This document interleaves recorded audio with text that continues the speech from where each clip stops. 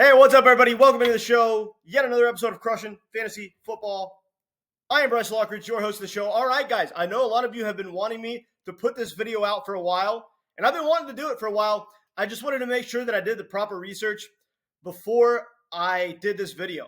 So I am going to be giving you guys my official rankings for the 2023 fantasy football season. And just before we get into today's video, I don't ask this often, but please, if you're someone who watches my channel often and you do enjoy my content, just make sure to go down there and hit that subscribe button. It's tremendously important for the YouTube algorithm to actually put my videos out there. A certain amount of people that watch my videos need to be subscribing, or YouTube for some reason thinks that people aren't enjoying the videos. I know it's dumb, but just make sure that if you want to help me out and you want to help my channel grow, go click that subscribe button below. But without any further ado, I am going to get right into my rankings. And I'm going to start right here with the number one player on my list, and that's Cooper Kupp. Now, sorry, I got to grab something. Cooper Kupp. Everybody knows that this is my consensus 101. He's been my consensus 101 all offseason, and it's not going to change going into the season. A lot of people wanted to drop them in their rankings when he had a minor injury here this preseason. It just goes to show how ridiculously scared people are of Cooper Kupp with the injury risk, right? Just because he got hurt last season and because Stafford was dealing with injuries last season as well. But, guys, that was last year. Both guys are 100%. And if you look at Matt Stafford, which is the main factor, because ever since Matt Stafford came to the Rams, Cooper Kupp has been the best fantasy wide receiver we've ever seen. And Matt Stafford was not throwing the ball last offseason because he was dealing with the elbow injury over the offseason, and he barely threw the ball before the season starts. So he didn't really get to prepare properly for the season, and he was dealing with an elbow injury, and he still produced the best wide receiver numbers in all of fantasy for Cooper Kupp before Cooper Kupp went down with his injury. Cooper Kupp was leading the league in fantasy points per game before getting hurt. He was doing this in a bad Rams offense. It was one of the worst offenses in the NFL, and he was still leading the league in fantasy points per game, even ahead of Justin Jefferson, Tyreek Hill, other guys that were going off last season. And that was with a quarterback with a bum elbow that, Sean McVay didn't really convey how injured Matt Stafford was last season. He was playing with a really bad elbow injury the whole season long, still providing Cooper Kupp with the best fantasy wide receiver numbers in fantasy in a bad offense. This offense has nowhere to go but up, right? They have Van Jefferson healthy to start the season, whereas they didn't last year, right? Matthew Stafford is going to be 100% free from his elbow injury, free from the spinal contusion and everything. He's 100% going into this season, injury-free. That's going to be hugely important as well. So this team is healthy again, and they weren't healthy going into last season. So considering how good Cooper Kupp was in an organization that was in total shambles, he's got nowhere to go but up, and he was already the best fantasy wide receiver before he went down with his injury last season. There's no wide receiver that you should take ahead of Cooper Kupp. Next player on my list is going to be Justin Jefferson. Now, this is a guy who is really darn good. One of the best wide receivers of all time. He's probably going to be considered one of the greatest wide receivers of all time in the next year or two if he continues this level of production. I mean, this guy, he is pretty much a lock to be a top 5 fantasy wide receiver every year, no matter what. There's almost no scenario where he finishes lower than top 5 overall at the wide receiver position if he plays a full healthy season.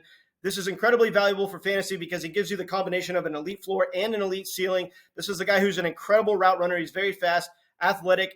He's an absolute matchup problem for any defensive player trying to cover him, and he plays in an offense that features him and pretty much runs the entire offense through them. They put him in motion a lot, move him all over the field. They target him over the middle of the field, along the sidelines, downfield. He's a red zone threat. This guy is an absolute monster in every way, shape, and form. He averaged 21.7 fantasy points per game last year. This dude is an absolute beast. He should be the number 2 player off the board. Next player on my list is going to be Christian McCaffrey, my first running back. Now, Christian McCaffrey is one of those rare running backs where he actually has the upside to run away with the field at his position. And that ceiling is why he is the number 1 running back for me. And, you look at Christian McCaffrey, and there is some level of risk due to the fact that he is going into his age 28 season. He does have some pretty serious injury history 2 out of the past 3 years. He's in a situation where the running back running behind him, Elijah Mitchell, is going to account for a decent amount of the team's overall rushing yards. In fact, if you look at the Vegas yardage projections, they have Christian McCaffrey for a little over 800 rushing yards and Elijah Mitchell for 500-plus rushing yards. So they're projecting these backs to be actually relatively close in overall rushing yardage, and we saw that last season. But the big difference is Christian McCaffrey is a running back that could come out and average 9 targets a game. This dude could literally average 9 targets a game in this offense, and he probably will. This is a very, very talented offense loaded with weapons. So this team is going to provide tremendously high upside for Christian McCaffrey as far as touchdown upside. So although he's getting less touches than he did in the Carolina system, there are more high value touches. So it kind of equals out, and has pretty much the same ceiling, if not higher, in the San Francisco offense than he did in Carolina, which is mind-blowing because we saw him have one season where he put up over 29 fantasy points per game, and he still has not maybe quite that ceiling, but very, very close in this San Francisco offense. And the only reason I say that it's not as high as then is just because he's a little bit older, but he still has the highest ceiling in fantasy at the running back position by a long shot.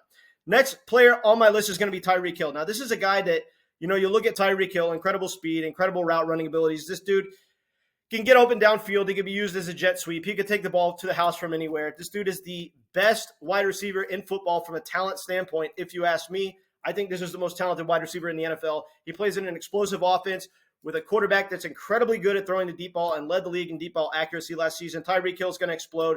He gives you an awesome weekly ceiling, the highest at the wide receiver position. Next player on my list is going to be Ja'Marr Chase. Now, Ja'Marr Chase is a guy who, he's just been incredibly impressive, right? Last year, he was second in the league in red zone targets, despite missing 5 games. So imagine how many red zone targets this guy can actually accumulate playing a full healthy season. If he led the league in touchdowns at the wide receiver position, I wouldn't be surprised at all. In fact, if I were to guess that any wide receiver is going to lead the league in touchdowns at the wide receiver position, my money would be on Ja'Marr Chase. This dude is a fantasy monster. Next player on my list is going to be Bijan Robinson, my running back 2. Now, obviously this guy has probably the biggest workload coming his way for any running back in the NFL. True 3-down backs are rare in today's NFL. We've got one here in Bijan Robinson. He's going to be elite in the running game and the passing game, everything like that. And, he's just one of those tremendously talented running backs that can capitalize on his opportunities. He's running behind an offensive line led by Chris Lindstrom that is one of the best offensive lines in the NFL, and people don't talk about it. People don't give Atlanta credit for being an elite top-of-the-line offensive line, and they are absolutely that. This is a very good offensive line. So Bijan Robinson's yards per carry efficiency should be amazing. He's going to be the featured player in this offense. He's going to score touchdowns. He's going to accumulate an awesome amount of overall yards from scrimmage. He's going to catch lots of passes. There are absolutely no flaws in Bijan Robinson's projection, so I have him as a running back 2 on the season. Next player on my list is going to be Travis Kelce. Now, this is a guy who, you look at this guy, best pass-catching tight end of all time, certainly for fantasy. He's in a Pat Mahomes-led offense, and he's the number 1 weapon. That's all you really need to know. This dude is one of the biggest difference-making players, if not the biggest difference-making player in all of fantasy, because he can give you massive weekly point swings at tight end positions.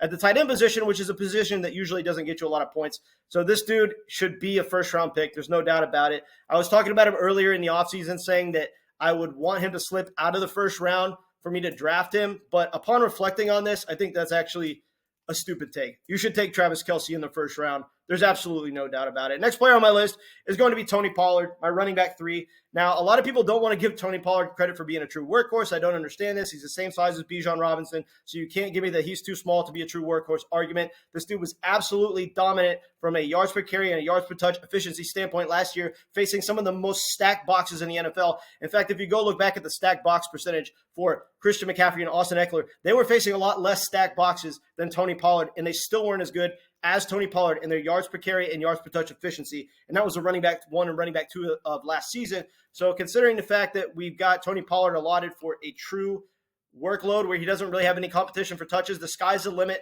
He's kind of like Christian McCaffrey in the fact that he could run away with the field at the running back position and leave a significant amount of space between himself as the running back 1, if he does finish that high, and the running back 2. So there is a scenario where Tony Pollard is not only the running back 1, but runs away with the field at the position. Next player on my list is going to be Nick Chubb. Now, it's going to be incredibly hard to stop this Browns offensive line. I mean, they're one of the best offensive lines in the NFL, and they now have a mobile quarterback. They've never had a mobile quarterback. So Nick Chubb should absolutely explode because, with teams having to account for Deshaun Watson running the ball, I don't see how any team has I don't see how any team has a chance of stopping this team's run game. With this elite offensive line, the best pure runner in the league in Nick Chubb probably, and an elite rushing quarterback in Deshaun Watson, how is any team going to stop this team's run game? I mean, I don't see how you can defend it. So Nick Chubb, I wouldn't be surprised if he averaged 6 yards a carry this year behind this offensive line. He certainly has the upside to be the running back 1. He's going to have crazy touchdown upside, crazy yardage total upside, And obviously, with no Kareem Hunt, he's going to be catching more passes. So he should be a first-round pick. Next player on my list is going to be Stephon Diggs. This is a guy who is one of the most targeted wide receivers in the NFL. It was looking at a certain point last year like he could have easily finished as the wide receiver 1 in fantasy, but then he had that terrible month in the last month of the season, which tends to happen with Stephon Diggs because of the bad weather late in the year in Buffalo. It's pretty unfortunate, and that's really the only reason I don't have Stephon Diggs higher. I would probably have him higher in my rankings if it weren't for those, late season slumps that he seems to hit, because I really don't want a player, I don't want to put a player first or second or third overall that might see some point decline in the final weeks of the season when it really matters most. But at the end of the day, it's Stephon Diggs. If he slips to the back end of the first round, you pretty much have to take him because he's probably the best option on the board. Next player on my list is going to be Garrett Wilson. Garrett Wilson is a guy who has Aaron Rodgers throwing in the ball. He was super elite last year with absolutely trash quarterbacks throwing in the ball. Now you insert Aaron Rodgers. Sky's the limit for Garrett Wilson. He's got touchdown upside. He's got yardage total upside. If he led the league in receiving yards, I wouldn't be all that surprised. I could certainly see a season where Garrett Wilson comes out and has 1,550, 1,600 receiving yards and leads the league, something like that. I think it's totally possible. Now, in today's NFL, he might need more than that to lead the league, but 1,700 is possible too. I think that Garrett Wilson can have crazy yardage totals with Aaron Rodgers slinging the rock and being the main weapon in the offense, right along with Breece Hall, obviously. I think this dude could absolutely explode. Next player on my list is going to be Amon Ra St. Brown.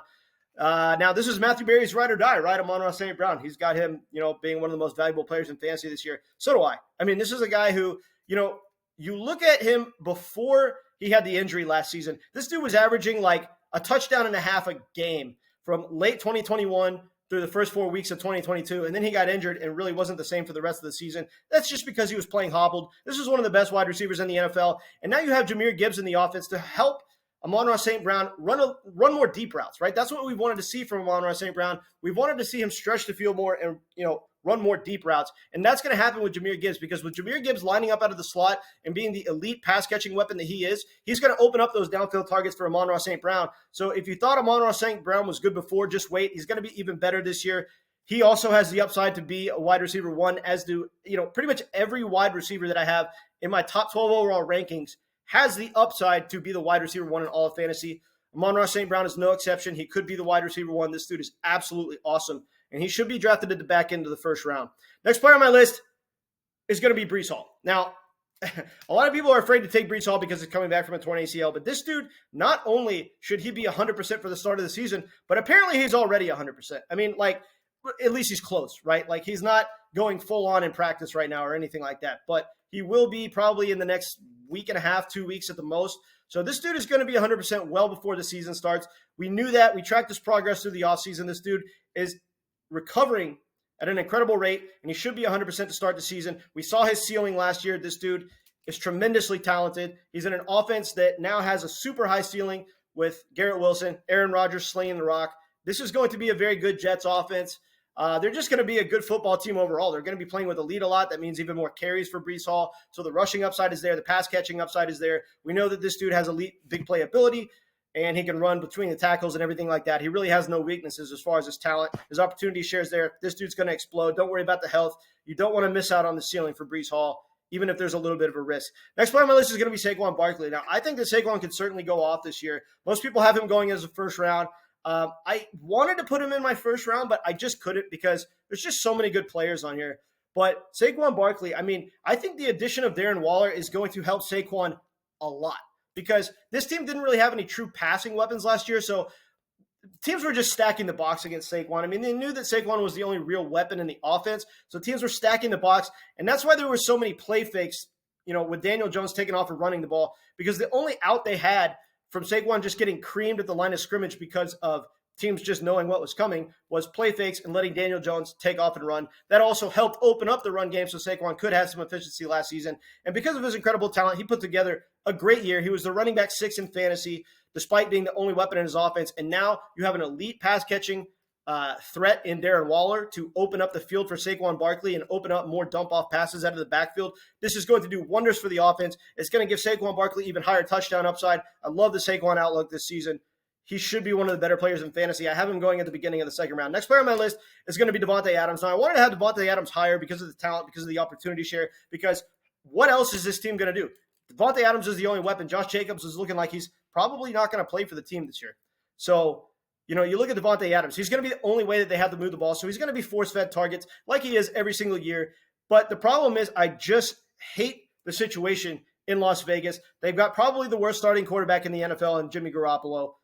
No, he's definitely the worst starting quarterback in the NFL. I'm sorry. Jimmy Garoppolo is the worst starting quarterback in the NFL. I don't care what anybody says. So he's got the worst starting quarterback in the NFL in Jimmy G throwing him the ball.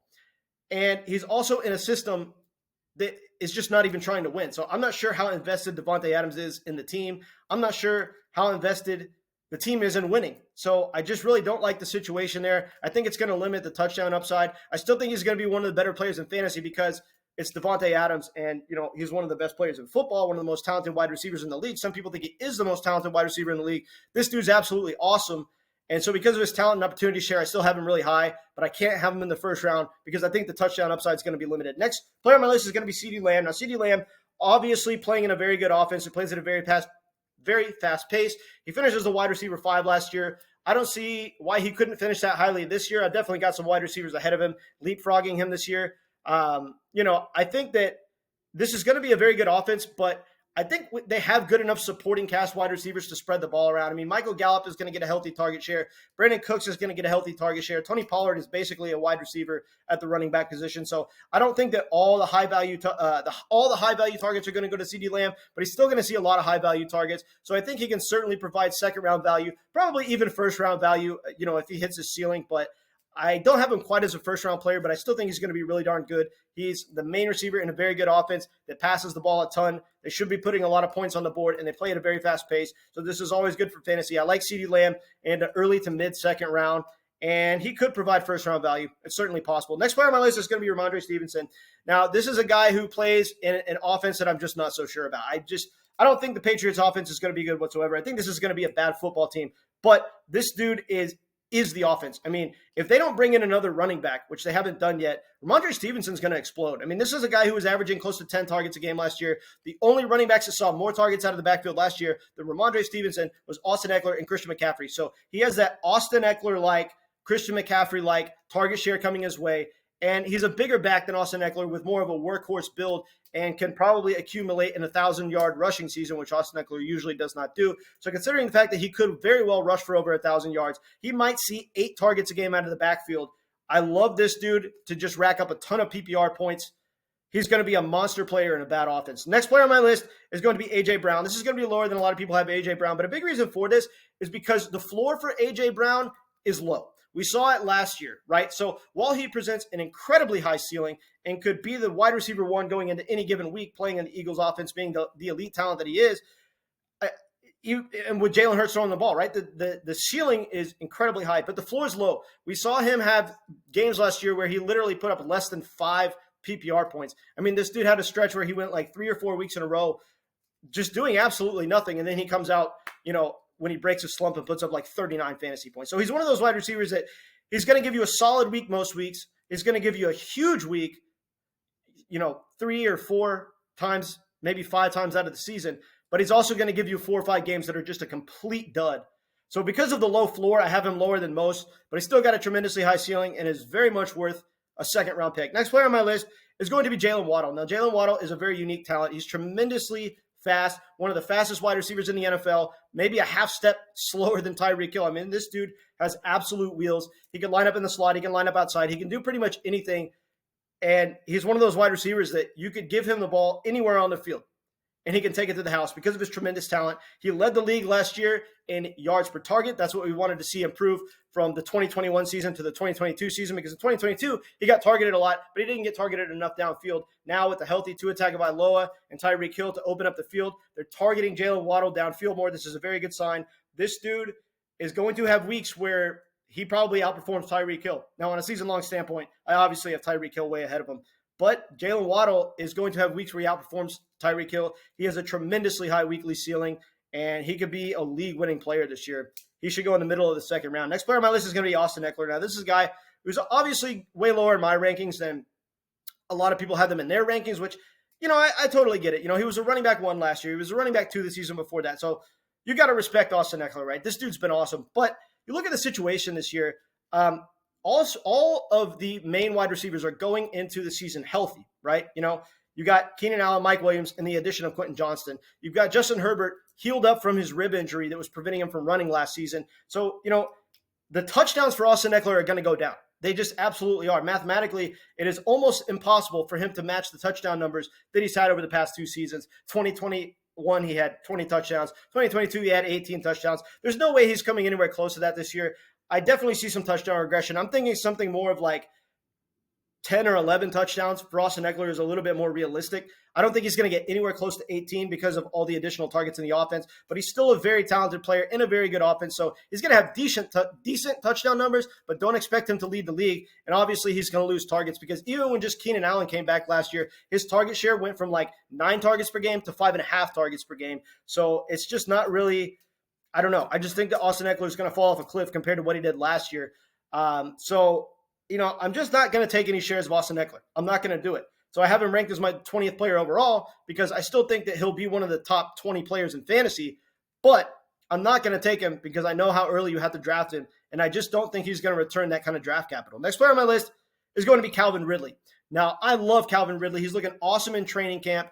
I've been on the Calvin Ridley hype train all off season, and a lot of people are giving me pushback for it, but now that they're seeing what he's doing in training camp, they seem to have disappeared. The Calvin Ridley haters seem to have disappeared because this dude's elite. I've been saying it all off season. This is one of the most talented wide receivers in the NFL. You look at what he did in his last full season with Matt Ryan, 1,300 plus receiving yards, was top 5 in the league in almost every vital wide receiver statistic. This dude's incredibly talented, incredibly fast. He can get open downfield. He can operate over the middle of the field or the sideline. He can catch passes at all levels of the field, right? He's going to present awesome scoring upside. He's kind of like, Jamar Chase in the fact that he could be tops in the league in touchdowns for wide receivers because this is going to be a really darn good offense, and they're going to be featuring Calvin Ridley heavily. This dude is going to catch a lot of passes. The reception count is going to be high. There's no version of him having less than 1,200 receiving yards this year in this offense, and if he led the league in touchdowns at the wide receiver position, I would not be that surprised. This dude should go at the back end or maybe even the middle of the second round. Next player on my list is going to be Derrick Henry now. Obviously this dude's been awesome for like the past just forever, right? I mean, this dude, he just defies the laws of aging, right? He had a bad offensive line last year in his age 28 season and was still one of the best running backs in fantasy, breaking tackles like crazy because of his speed, his size, his just tremendous talent at the running back position. This dude is one of the best running backs in the entire NFL, one of the best running backs in this era of football.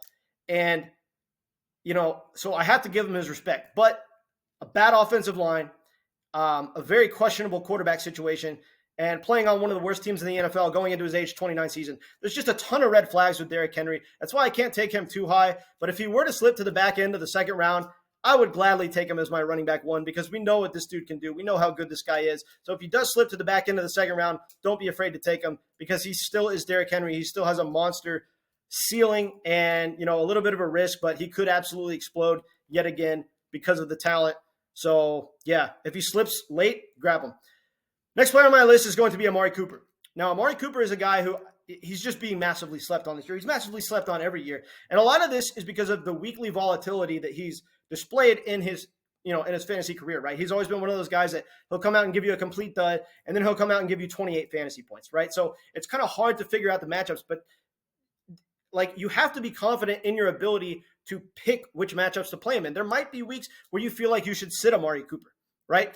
But, even with that being said, I think even that might be a little bit different this year. I think that he might be a little bit more of a consistent wide receiver this year as opposed to boom or bust because he now has by far and away the best quarterback that he's ever had in Deshaun Watson throwing him the ball. Deshaun Watson's another player I've been hyped on all offseason, and I'm trying to make people understand that Deshaun Watson is one of the best quarterbacks in this game. He's an elite quarterback. He's a top 5 overall quarterback in this game as far as talent, and that might be underselling it. This dude is one of the best quarterbacks in the NFL.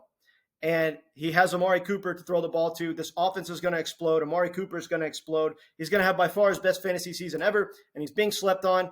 This dude is going to provide mid-second round value, and you could get him in like round 4, sometimes round 5. Next part of my list is going to be Chris Olave. Now, Chris Olave is a guy, you look at him, incredible speed, ability to get open downfield. He's now got a quarterback upgrade from what he had last season. He's got a healthy Michael Thomas to helped take some of the defensive attention off him. This should open up even more big plays for Chris Olave. This dude is going to be a big play monster. He's probably going to lead the league in air yards. He's going to have so many big explosive plays because of the way that he is used in this offense and because of his incredible downfield speed. This dude is a big week waiting to happen. He's going to have some bust weeks, I think. I think he's going to be, one of those guys that, has a very high weekly ceiling, but it's going to have some weeks where he busts. So I can't have him too high.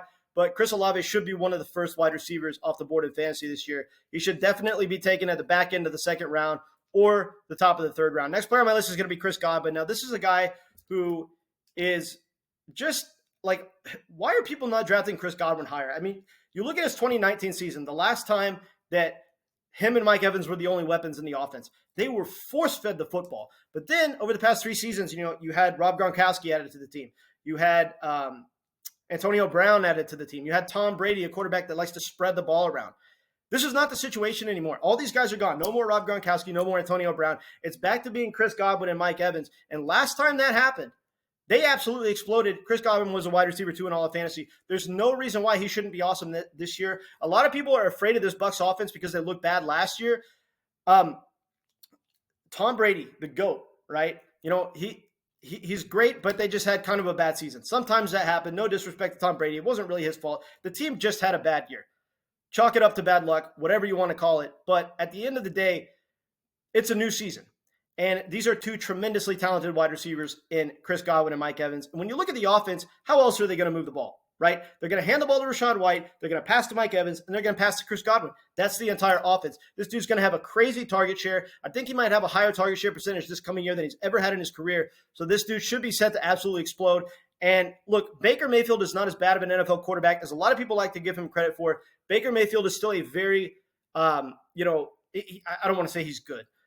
I'm not saying he's good, but he has the upside to certainly be good for producing fantasy numbers, right? He's a guy who could sling the ball downfield. He actually throws a pretty good deep ball. We saw that when he actually, got the green light to pass in his first year in Cleveland, he was pretty good, right? And then, he just played in a system that kind of collapsed and became a mess. Then he went to a Carolina situation where the whole team sucked. He's just been made out to look worse than he actually is. He's a decent NFL quarterback with the upside to be a solid NFL quarterback for fantasy purposes, and he's going to support Chris Godwin. I'm going to show you that. Chris Godwin is going to have a very good season. He's going to be force-fed the ball. He's going to rack up crazy PPR totals, and we know that he has the elite ability to run after the catch. So this dude should absolutely explode this year. Next is going to be my first quarterback, Jalen Hurts. Now, Jalen Hurts, an elite athlete, an elite runner running behind a great offensive line, should be absolutely unstoppable. Dude had 13 rushing touchdowns last season. If he came out and had 9 or 10 rushing touchdowns this year, maybe, 11 or 12, I wouldn't be surprised, right? I don't think he's going to have 13 again. That number has to regress negatively a little bit, but this dude is going to have a lot of rushing touchdowns once again. He's going to go off all season long. He's got tons of great passing weapons. He can pass the ball downfield better than he ever has in his career. This dude, in my opinion, should be the first quarterback off the board, but it's very close with him and the other ones. Next player is his teammate, Devonta Smith. This is a guy who really started to kind of out-target A.J. Brown in a lot of weeks last season. And, this is a guy who, he's definitely going to have weeks where he outperforms A.J. Brown. So I think it's a little bit closer between him and A.J. Brown in fantasy value than people think. I don't think that A.J. Brown is necessarily way more valuable than Devonta Smith. I actually think it's relatively close. So, I've got this dude going late round 2, early round 3. I like him a lot better. And, if he slips to early round 3, middle round 3, I like him better there than in round 2. But the dude is an awesome fantasy wide receiver. And I think he's going to have a great season. Next player on my list is going to be Josh Allen. Now, toss up between him and Jalen Hurts, right? I mean, elite rushing ability, elite passing ability, loaded with offensive weapons, one of the best offenses in football, blah, blah, blah. We all know it. Josh Allen is freaking awesome. He's been awesome for years, and he's going to be awesome this year. There's no reason to think that he should fall off whatsoever. This dude should be one of the first quarterbacks off the board, if not the first quarterback off the board. Next player is going to be Pat Mahomes. Last year's quarterback one of the best quarterbacks I've ever seen, quite possibly the most talented quarterback of all time. And he's, he's in an offense where, he's got Travis Kelce. They added Kadarius Toney. He obviously needs to get healthy. But, it doesn't really matter who the wide receivers are. This dude's going to produce no matter who he's throwing the ball because he's just that good. He can make any wide receiver look like a wide receiver 1. This dude's absolutely going to explode this year yet again and be one of the top quarterbacks in fantasy. Next player on my list is going to be Keenan Allen. Now, Keenan Allen is a guy who, he gets targeted like crazy. In fact, when he came back to the team last year, you saw it. He was having games where he was racking up 13, 14 targets. So this dude's going to get targeted like crazy. He's going to eat out of the slot with 2 field-stretching wide receivers in Quentin Johnson and Mike Allen to stretch the field. This is going to open up targets for Keenan Allen to get open, and he's already pretty much unguardable in the first place because of his route running ability and ability to dominate over the middle of the field with his size, his contested catch ability, his route running awesomeness. This dude's going to go off like he does every single season. If he stays healthy, he has crazy touchdown upside because this offense is going to be good. And I think he actually could have more touchdowns this year than Austin Eckler. I think it's possible. Not likely, but possible. Next player on my list is going to be Justin Herbert. Now, Keenan Allen's teammate, Justin Herbert. I love Justin Herbert. And in fact, going into last season, a lot of people had him projected to be the quarterback 1.